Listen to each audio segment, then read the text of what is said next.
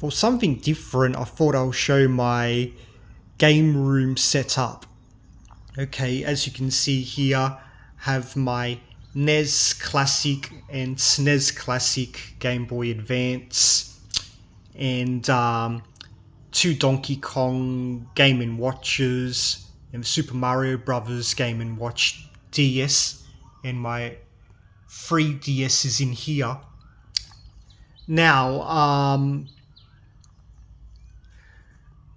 the Donkey Kong Game & Watch means a lot to me because it was the second gaming device I ever owned after an Amiga 500, and it being portable meant I could take it everywhere with me. I often took it to school and I let my friends play it, and one of my friends let me play his Donkey Kong 2 Game & Watch, and it was so fun. I'm actually better at Donkey Kong 2 Game & Watch, so that's why I bought it as well.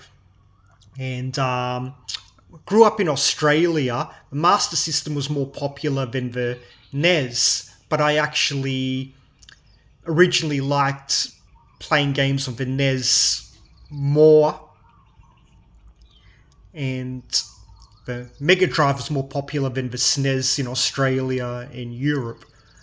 And Super Mario World's my favourite 2D platformer of all time. Next is my Final Fantasy X memorabilia. Final Fantasy X is my favourite game of all time. I picked it up first for PlayStation 2. Yes, it's the Platinum Edition because I got a PlayStation 2 late in its lifespan because I was spending time living in America, and I actually liked playing games on my Game Boy Advance a lot. So I picked up a PS2 late in its lifespan. But anyways, Final Fantasy X is my favourite game of all time. When a HD version got released for PlayStation 3, I grabbed it right away. Got the Switch version.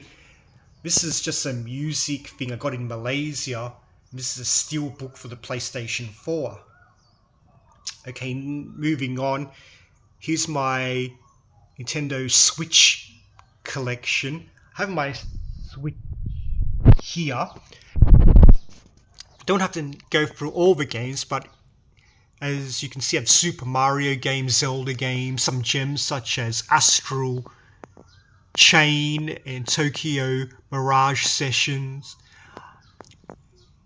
Clannad, and I love collecting some of my classic favourite games for Switch, such as Puzzle Bobble and the Aladdin collection.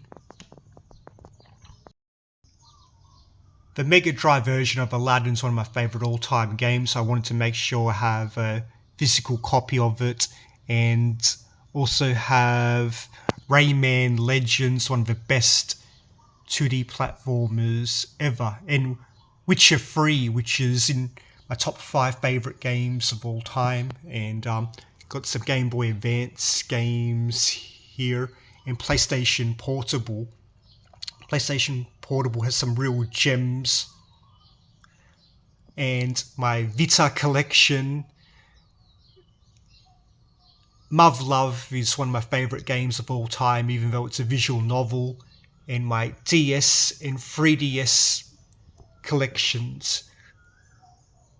And I have my Vita here. When I bought Sonic Origins for the Switch, I like the Mega Drive style box cover it gives, and in Southeast Asia they gave you a keyring with it as well, a hologram one. Next I have my Commodore Amiga 500. It was fairly popular in Australia, very popular in Europe. It was a very powerful computer when it was first released. It was released before the Mega Drive and 16-bit computer.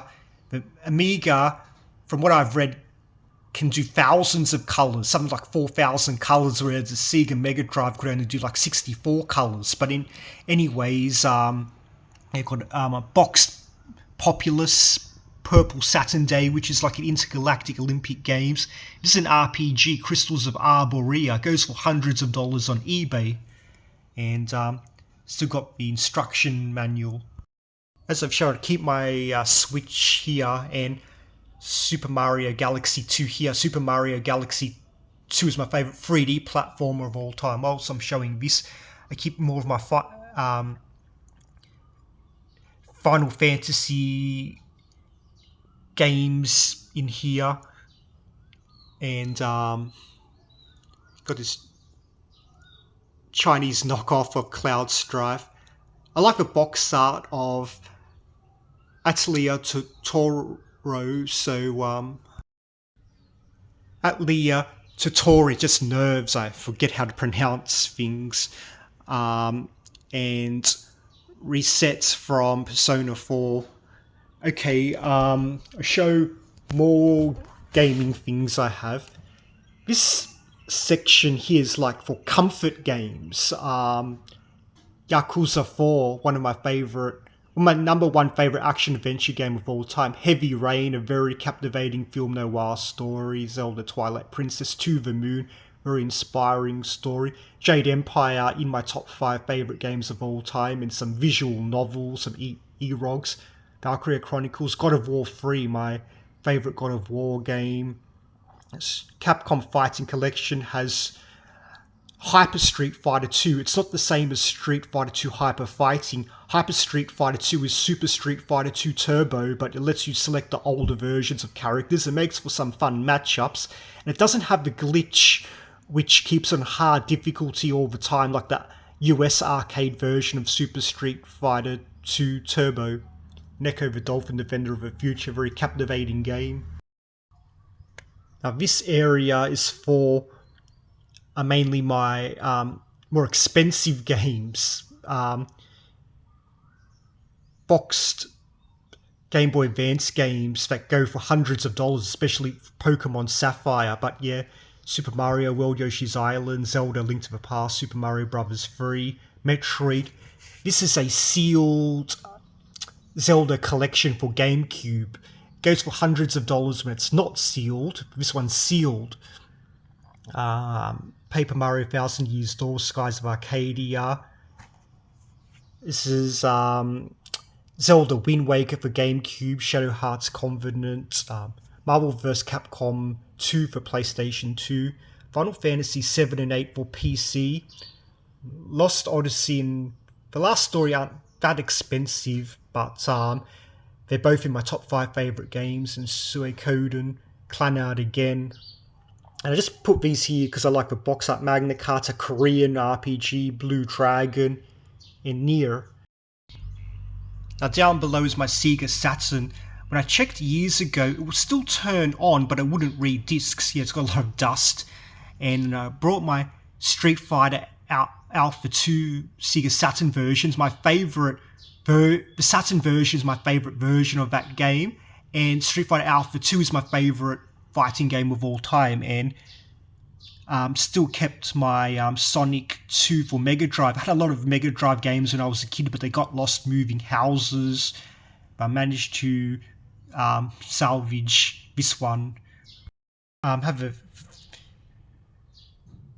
physical version of many of the great Mega Drive games on one disc, like the Phantasy Star games and other ones. Mega Drive Ultimate Collection. I had to leave my 32X behind in Australia. I was going to put it here, and I still had some Mega Drive games that I left behind as well. Some more Saturn games. I was going to have like my own little Sega memorabilia area. For this area, I keep a lot of my sci-fi themed games. Babylon 5 for PC. It's just a shoot 'em up game with a lot of screensavers. It's a limited edition, so it's got the hologram with a Vorlon ship at the front. Doesn't show quite as good on the camera, see limited edition. And Mass Effect 1 and 2. Mass Effect series was inspired by Babylon 5. Mass Effect 2 is my favourite in the series. But the original is such a classic, and so you got Star Wars, and I keep my Macross Robotech memorabilia here. Still have some more things to show here. My Warhammer. I love Dawn of War Warhammer, set 40,000 years in the future. Great sci-fi RTS games, and got a bunch of games, as you can see here, Bioshock,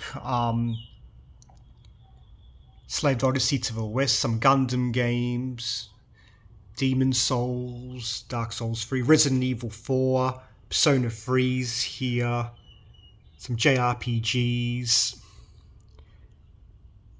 a couple more Vita games, Mortal Kombat Trilogy, Resident Evil 2, PlayStation 1, some more PlayStation Portable games, the original God of War, Uncharted 2. Keep another code on top. I like the box art. It's a fairly relaxing story. But we're not done yet. Here's where I actually play games. Here's my NES Classic here. As I said, I much prefer playing games on a actual NES console rather than on an cheap Chinese emulator. The controls are much better. Super Mario, like I said, Super Mario Bros. 3 is much easier to beat on an actual NES console, because the NES Classic uses a good emulator designed by Nintendo, so it plays like the actual NES console. The controls are much better. Anyways, here's my PlayStation 4 here, and sometimes I hook it up and play PlayStation 4 games. Couldn't bring my PlayStation 3, Nintendo Wii, PlayStation 2 and many other consoles to Thailand with me. Left them all in my father's house in Australia, and it's expensive and hard for him to have them sent over. Speaking of emulation, I do have my Data Frog here as well, and it costs 600 Thai baht, which is roughly 20 Australian dollars. And, well, it has a lot of, it's a handheld, and it has a lot of NES and SNES, Mega Drive games. Actually does arcade games surprisingly well. I'll show you. On the Data Frog, you can play great arcade games such as Marvel vs. Capcom, X-Men vs. Street Fighter Alpha 2, and they're arcade perfect. The controls work just fine. See, it's easy to do special moves. Marvel vs. Capcom, you can do special moves at the press of a button, but the thumbstick works very well for doing special moves for Street Fighter Alpha 2, holding the camera. But yeah, the arcade games on the Data Frog surprisingly good, but it struggles with Game Boy Advance and SNES emulation, but it's great for NES games and Mega Drive games and arcade games. And being in handheld, being cheap, it's in the shape of a SNES controller, so it is comfortable. Last but not least, I did have a PC that I used for gaming, but it kicked the bucket a while ago, and I used it to play Steam and GOG games. So I used it to play more modern games such as Clair Obscur and Baldur's Gate 3, but for some reason laptops break down on me a lot. But anyways, I'm still happy with my game setup. My house isn't big and space is an issue. It's doing a bit redneck style, using a suitcase as a table. Should get a table, just a small one. But anyways, like I said, I left a lot of games in Australia. I had a lot of PC games and Amiga games, but they had big boxes and I couldn't fit them all in my luggage last time. When I brought my stuff from Australia to Thailand, I brought over 60 kilos worth of things, and most of the space was used for my most treasured games and some of my vintage toys like the Dino Riders. Anyways, I'll wrap up this video. Take care.